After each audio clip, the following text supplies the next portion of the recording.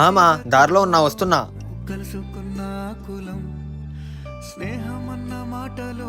నువ్వు ఇంత పొద్దున్న ఇక్కడేం చేస్తున్నావు? పదరా టీ తాగుతూ మాట్లాడుకుందాం. ఏంటి, నేను వెళ్తున్నారా? అక్కడ అమ్మ వెయిట్ చేస్తుంది. రే ఒక చిన్న సహాయం కావాలరా.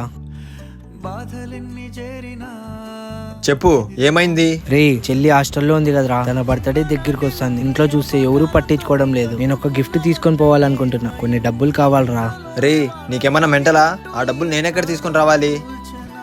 నీతో మాట్లాడి టైం వేస్ట్. అక్కడ అమ్మ వెయిట్ చేస్తూ ఉంటుంది, నేను వెళ్ళొస్తా.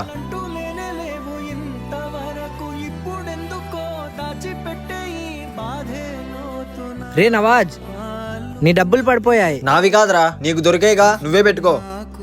ఇంకో విషయం, నీ చెల్లికి నా తరపున హ్యాపీ బర్త్డే అని చెప్పు.